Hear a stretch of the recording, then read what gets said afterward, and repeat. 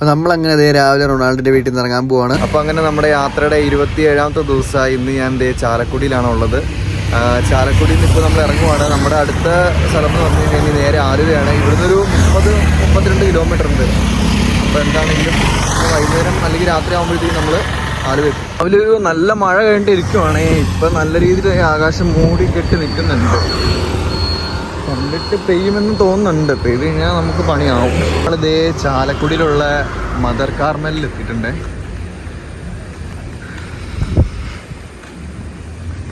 Mother Carmel higher secondary സ്കൂളാണ്.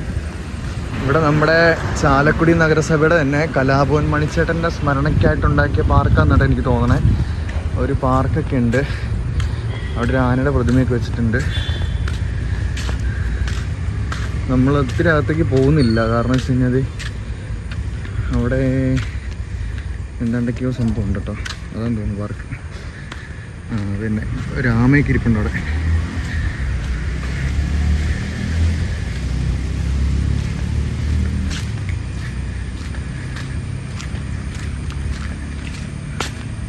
ഇത് തന്നെ അതിൻ്റെ അപ്പുറത്തെ സൈഡിലേക്കാണ് തോന്നുന്നു കേട്ടോ. ഫുള്ള് മൊത്തം മഴ പെയ്ത് വെള്ളമായിട്ട് നശിച്ച് കിടക്കുവാണേ.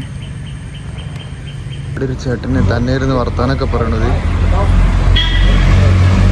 സംഭവം എന്താണെന്ന് മനസ്സിലാവുന്നില്ല. ചേട്ടൻ കുറേ നേരമായിട്ട് ഇങ്ങനെ തന്നെ ഇരുന്ന് സംസാരിച്ചുകൊണ്ടിരിക്കുന്നുണ്ട്. എന്തെങ്കിലും ആവട്ടെ, നമുക്കിനി ഇത് നോക്കി കുറേ നേരം ഇരിക്കാൻ സമയമില്ല, നമുക്കിനി നടന്നെത്താനുള്ളതാണ്. അപ്പം അങ്ങനെ നടന്നു പോകുമ്പോൾ റൈറ്റ് സൈഡിൽ കുറേ ചേട്ടന്മാർ രാവിലെ എണീറ്റ് വന്ന് ഫുട്ബോളൊക്കെ കളിക്കുന്നുണ്ട് ഗ്രൗണ്ടിൽ.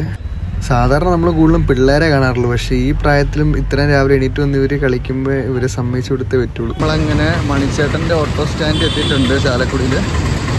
നല്ല വെയിലുള്ളതുകൊണ്ട് മഴ പെയ്യാത്ത എന്താണെന്ന് ഇങ്ങനെ ആലോചിച്ചിരിക്കുമായിരുന്നേ. അപ്പം തന്നെയാണ് പെയ്തത്. ആ റൈറ്റ് സൈഡിൽ കാണുന്ന ഡി സിനിമ നമ്മുടെ ദിലീപേട്ടൻ്റെ സ്വന്തം തിയേറ്ററാണ്. ഇത് കറക്റ്റ് ചാലക്കുടിയായിട്ട് വരും. ഇനി വേറെ ഉണ്ടോയെന്ന് എനിക്കറിയത്തില്ല. റോഡ് പണി നടക്കുന്നുണ്ട്. റോഡ് മൊത്തം പൊളിഞ്ഞ് നശിച്ച് കിടക്കുകയാണ്. അങ്ങനെ ഞാനപ്പം നടന്ന് നമ്മുടെ തൃശ്ശൂർ ജില്ലയിലെ കൊരട്ടി ആവാറായിട്ടുണ്ട്. അപ്പം ഞാനിങ്ങനെ നടന്ന് വരാൻ നേരത്ത് കുറച്ച് നേരം ഞാൻ മടുത്തപ്പോഴത്തേക്കും റെസ്റ്റ് ചെയ്യാനായിട്ട് അവിടെ ഇരുന്നേ. അപ്പോൾ അവിടെ ഇരുന്നപ്പോൾ ഓൾറെഡി ഒരു ചേട്ടൻ അവിടെ ഉണ്ടായിരുന്നു. കുറച്ച് പ്രായമായിട്ടൊരു മധ്യവയസ്കനാണ്. പുള്ളി അവിടെ ഉണ്ടായിരുന്നു. അപ്പോൾ പുള്ളി അവിടുത്തെ വേറെ ചേട്ടനും ഉണ്ടായിരുന്നു. അപ്പോൾ കുറേ നേരമായിട്ടും പുള്ളി അവിടെ തന്നെ ഉണ്ട്. പുള്ളി പോകുന്നില്ല അവിടുന്ന്. കുറച്ച് കഴിഞ്ഞപ്പോഴത്തേക്കും വേറൊരാളും അവിടെ വന്നിട്ട് വണ്ടി നിർത്തിയിട്ട് പുള്ളി എടുത്തുകൊണ്ട് ചോദിച്ചു, ചേട്ടൻ എന്തിനാ ഇവിടെ ഇരിക്കണമെന്ന് ചോദിച്ചു. അപ്പോഴത്തേക്കും പുള്ളി പറഞ്ഞു ഒന്നും മിണ്ടില്ല, ഇങ്ങനെ ഉണ്ടായിരിക്കും. അപ്പോൾ പറഞ്ഞു ഇവിടെ എന്തിനാ ഇരിക്കണേ, ഇങ്ങനെ കുറേ നാളെ കണ്ടിട്ടെന്ന് ചോദിച്ചു. കാരണം ഡെയിലി ചേട്ടൻ ഇവിടെ ഇരിക്കണ കാണാറുണ്ട്. അപ്പോഴത്തേക്കും ചോദിച്ചു. അതിൻ്റെ ഞാനറിയാമെന്ന് ചോദിച്ചു. ഞാൻ അടുത്തിട്ടുണ്ടായിരുന്നേ. അപ്പോൾ പുള്ളി പറഞ്ഞു അറിയത്തില്ല. പുള്ളി എവിടുന്നാ വന്നേന്ന് ചോദിച്ചു.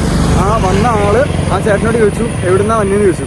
അതേപറ്റി പറഞ്ഞു ഇവിടെ അടുത്ത് തന്നെ വീട്, പിന്നെ എന്താ ഇവിടെ ഇരിക്കണേന്ന് ചോദിച്ചു. സംഭവം ആള് പോലീസായിരുന്നു കേട്ടോ. അപ്പോൾ എന്താ ഇവിടെ ഇരിക്കണേന്ന് ചോദിച്ചു. പുള്ളി യൂണിഫോമിലല്ല വന്നത്. അപ്പോൾ അതുകൊണ്ട് മനസ്സിലായില്ല ആർക്ക്. അപ്പോൾ പുള്ളിയുടെ എന്താ ഇവിടെ ഇരിക്കണേന്ന് ചോദിച്ചു. അന്നേരം പുള്ളി പറഞ്ഞു വീട്ടിൽ വഴക്കിട്ടിട്ട് വന്നാന്ന് പറഞ്ഞു. വീട്ടിൽ വഴക്കിട്ടിട്ട് ഈ ചേട്ടൻ ഇവിടെ വന്ന് ഇരിക്കുവായിരുന്നു സത്യം പറഞ്ഞു കഴിഞ്ഞാൽ. അപ്പോൾ വീട് എവിടെയാന്ന് ചോദിച്ചപ്പോൾ ഇവിടെ തൊട്ടടുത്താന്ന് പറഞ്ഞു. അപ്പോൾ ഇങ്ങനെ കയ്യിൽ കുറച്ച് സാധനങ്ങളൊക്കെ ഉണ്ടായിരുന്നു. കൊട പിന്നെന്തോ ബാഗ് എന്ന സാധനമൊക്കെ ഉണ്ട്. അതിനകത്ത് ഡ്രസ്സും കാര്യങ്ങളും ബുക്ക് അതൊക്കെ ആയിരുന്നേ. അപ്പോഴത്തേക്കും ചേട്ടന് എത്ര ദിവസം ഇവിടെ വന്ന് ഇരിക്കാൻ തുടങ്ങിയിട്ടെന്ന് ചോദിച്ചു. അപ്പോൾ പുള്ളി പറഞ്ഞു 2 കൊല്ലമായെന്ന് പറഞ്ഞു. 2 കൊല്ലമായിട്ട് വീട്ടിൽ വഴക്കുണ്ടാക്കിയിട്ട് ആ ചേട്ടൻ അവിടെ തന്നെ ഇരിക്കുവാണ്. ഭക്ഷണം കാര്യങ്ങളും ഇവിടെ എങ്ങാണ്ട് അടുത്ത് എന്തോ ഭക്ഷണം കൊടുക്കുന്ന ഒരു ഇതുണ്ട്. അപ്പോൾ 3 നേരം അവിടെ നിന്ന് എങ്ങാണ്ട് ഭക്ഷണം കിട്ടും. അപ്പോൾ അത് കഴിഞ്ഞിട്ട് എന്നോട് ചോദിച്ചു നീ എന്താ ഇവിടെയെന്ന് ചോദിച്ചു. ഞാൻ പറഞ്ഞു ഞാൻ അവിടെ ഇരിക്കാൻ വന്നാന്ന് പറഞ്ഞു. അപ്പോഴത്തേക്കും പറഞ്ഞു നീ എന്തിനാ ഇവിടെ ഇരിക്കണേന്ന് ചോദിച്ചു. ഞാൻ പറഞ്ഞു കാലും എടുത്തിട്ടാന്ന് പറഞ്ഞു. അത് കഴിയുമ്പോഴത്തേക്കും പുള്ളി പറഞ്ഞു എവിടുന്ന് വന്നേന്നൊക്കെ എൻ്റെ അടുത്ത് ചോദിച്ചു. ഞാൻ പറഞ്ഞു ഞാനിങ്ങനെ നടന്നിട്ടൊരു വാക്കിംഗ് ചലഞ്ചിൻ്റെ ഭാഗമായിട്ട് നടന്നിട്ട് വന്നാന്ന് പറഞ്ഞു. അപ്പോൾ എങ്ങോട്ടാണ് പോകണമെന്ന് ഞാൻ പറഞ്ഞു ഇങ്ങനെ തിരുവനന്തപുരം വരെ നടന്നിട്ടാണ് പോകണമെന്ന് പറഞ്ഞു. സംഭവം പുള്ളി പോലീസാണെന്ന് എനിക്കറിയത്തില്ലായിരുന്നു കേട്ടോ. അപ്പോൾ ഞാൻ നോക്കുമ്പോൾ എന്നോടൊരാൾ വന്നിട്ട് ഇങ്ങനെ നീ എന്താ ഇവിടെ ഇരിക്കണേ, നീ എന്താ പോകാത്തന്നെ, അങ്ങനെയൊക്കെ പോകാത്തന്നല്ല നീ എന്താ ഇവിടെ ഇരിക്കണേ, നീ എങ്ങോട്ടാണ് പോകണേ, അങ്ങനെയൊക്കെ ഒരാൾ പെട്ടെന്ന് ചോദിക്കുമ്പോഴത്തേക്കും ടോൺ കേട്ടപ്പോൾ നമുക്ക് പുള്ളി എനിക്ക് പോലീസാണ് മനസ്സിലായി. ഞാൻ അവിടെ ഇവിടെയുള്ള ഏതൊരു നാട്ടുകാരായിരിക്കും അങ്ങനെ ചോദ്യം കണ്ടപ്പോൾ എനിക്ക് ഇഷ്ടപ്പെട്ടില്ല ആ രീതിയിൽ. അത് കഴിയുമ്പോഴത്തേക്കും ഞാൻ പുള്ളിയോട് ഇങ്ങനെ പറഞ്ഞു ഞാൻ ഇങ്ങനെ വാക്കിംഗ് ചലഞ്ചിൻ്റെ ഭാഗമായിട്ട് ഇങ്ങനെ പൊക്കോണ്ടിരിക്കുകയാണ് ഏതാന്ന് പറഞ്ഞു. അപ്പോഴത്തേക്കും പുള്ളി പറഞ്ഞു ഓക്കെ കൊള്ളാം എന്നൊക്കെ പറഞ്ഞ് ഒരു കൺഗ്രാറ്റ്സ് തന്നിട്ട് പുള്ളി നൈസായിട്ട് ഓൾ ദ ബെസ്റ്റ് തന്നിട്ട് അങ്ങ് പോയി. മുമ്പ് അനുസരിച്ച് കഴിഞ്ഞാൽ ഈ ചേട്ടനെ കണ്ടുകൊണ്ട് വന്നായിരുന്നു. കാരണം പുള്ളി കുറേ എപ്പോൾ വന്ന് നോക്കിയാലും അവിടെ ഇങ്ങനെ ഇരിക്കണ കാണാതെ. അപ്പോൾ എന്താ സംഭവം എന്ന് അറിയാൻ വേണ്ടി അന്വേഷിക്കാനായിട്ട് വരുമല്ലോ. അപ്പോൾ അങ്ങനെ മഫ്തിയിൽ വന്നതാണ് സാറ്. അത് കഴിഞ്ഞപ്പോഴത്തേക്കും ആ പുള്ളിയുടെ ചേട്ടൻ്റെ ഡീറ്റെയിൽസും കാര്യങ്ങളൊക്കെ എടുത്ത് ഫുള്ള് ഫോട്ടോയൊക്കെ എടുത്തിട്ട് പോയിട്ടുണ്ട് ഇപ്പം. പക്ഷേ ഞാൻ പെട്ടെന്ന് ഞെട്ടിപ്പോയതില്ല. അപ്പോൾ എൻ്റെ ഫ്രണ്ട് വിളിച്ചായിരുന്നു. അതായത് അവനോട് ഞാൻ സംസാരിച്ചിരിക്കുവാണേ. അപ്പോൾ എനിക്ക് ഏറ്റവും ഞാൻ പെട്ടെന്ന് ഞെട്ടിപ്പോയി കോള് കട്ട് ചെയ്ത് എന്താണെന്ന് വെച്ച് കഴിഞ്ഞാൽ പുള്ളി സാറ് ചോദിച്ചപ്പോഴത്തേക്ക് എത്ര നാളാണ് ഇവിടെ ഇരിക്കാൻ തുടങ്ങിയിട്ടെന്ന് വെച്ചപ്പോൾ 2 കൊല്ലമായെന്ന് പറഞ്ഞു. എനിക്ക് പെട്ടെന്ന് ഞാൻ കോള് കട്ട് ചെയ്തു. ഞാൻ വണ്ടറായിപ്പോയി. കാരണം 2 കൊല്ലമായിട്ട് ഇവിടെ വന്ന് പുള്ളി ഇരിക്കുവാന്ന്. അപ്പോൾ നമ്മൾ സത്യം പറഞ്ഞാൽ വീട്ടിലെന്ത് പ്രശ്നമുണ്ട് 2 കൊല്ലമൊക്കെ ഇവിടെ വന്നിരിക്കാന്ന് പറഞ്ഞാൽ എന്നെ കൊണ്ട് പറ്റില്ല. ഇങ്ങനെ 2 കൊല്ലം ഒന്നും ഒരു ബസ് സ്റ്റോപ്പിൽ ഇരിക്കാനൊന്നും നമ്മളെ കൊണ്ടൊന്നും പറ്റില്ല. പുള്ളി ഭയങ്കരമായിട്ട് സൈലൻ്റായിട്ടൊന്നും മിണ്ടാണ്ട് കാര്യമായിട്ട് എന്തോ പ്രശ്നമുണ്ട് കേട്ടോ. എന്താണെന്ന് നമുക്കറിയത്തില്ല. അതൊക്കെ അവർ പേഴ്സണലായിട്ടുള്ള കാര്യം. അപ്പോൾ ആ ചേട്ടൻ 2 കൊല്ലമായിട്ട് ഭക്ഷണം കഴിച്ചുകൊണ്ടിരുന്നത് ഇവിടെ നിന്നാണ്. ഇവിടെ എന്തോ ഫുഡ് കിട്ടുന്ന എന്തോ ഇതുണ്ട്, ആൾക്കാർക്ക് എല്ലാവർക്കും വന്ന് സൗജന്യമായിട്ട് കഴിക്കാം. അപ്പോൾ ഇവിടെ നിന്നാണ് പുള്ളി ഫുഡ് ഡെയിലി കഴിച്ചുകൊണ്ടിരുന്നത് 2 കൊല്ലമായിട്ടെന്നാണ് പറഞ്ഞത്. 11:30 അല്ലേ? അപ്പോൾ എല്ലാ ദിവസവും ഉച്ചയ്ക്ക് 11:30 ഇവിടെ ഇതിൻ്റെ അകത്ത് ഫുഡ് കൊണ്ട് വയ്ക്കുമെന്നാണ് ചേട്ടൻ പറഞ്ഞത്. അത് കഴിയുമ്പോഴത്തേക്ക് ഓരോ ആൾക്കാർ വന്നിട്ട് ഇവിടെ നിന്ന് ഇങ്ങനെ ഫുഡ് എടുത്തിട്ട് പോകും. അങ്ങനെ അവിടെ ഒരു ബീവറേജിൻ്റെ തൊട്ടടുത്ത് തന്നെ ഒരു ടച്ചിങ്സ് കട.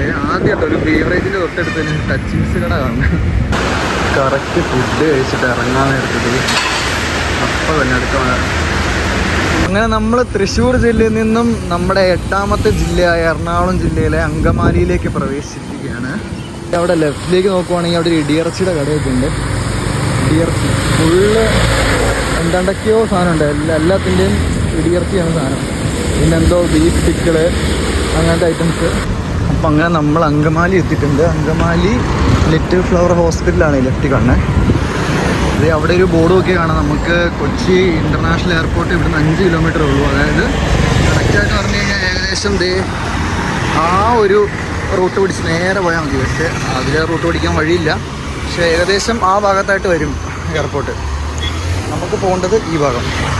നമ്മുടെ അങ്കമാലിയിൽ അത്യാവശ്യം വൃത്തിയുള്ളൊരു പാർക്കാണ് ഈ കാണുന്നത്. അവിടെ കുറേ വർക്കൗട്ട് ചെയ്യാനുള്ള എക്യുപ്മെൻറ്റ്സും കാര്യങ്ങളും വെച്ചിട്ടുണ്ട്. അപ്പം നമ്മുടെ ഈ ലെഫ്റ്റ് സൈഡിൽ കാണുന്നത് കാലടിയുള്ള ശ്രീ ശങ്കരാചാര്യരുടെ ആദിശങ്കര സ്തൂപാണ്. നമ്മുടെ പെരിയാറിനോട് ചേർന്ന് തന്നെയാട്ടോ ഇത് സ്ഥിതി ചെയ്യണേ. അപ്പം ഞാനങ്ങനെ നടന്ന് നമ്മുടെ MC റോഡിലുള്ള എൻ്റെ ചിറ്റയുടെ കടയിലെത്തിയിട്ടുണ്ട്. ആദ്യം കുറേ സ്നേഹമൊക്കെ കാണിക്കും, പിന്നെ ഇനി അങ്ങോട്ട് ഇരുത്തി ഉപദേശമായിരിക്കും കേട്ടോ.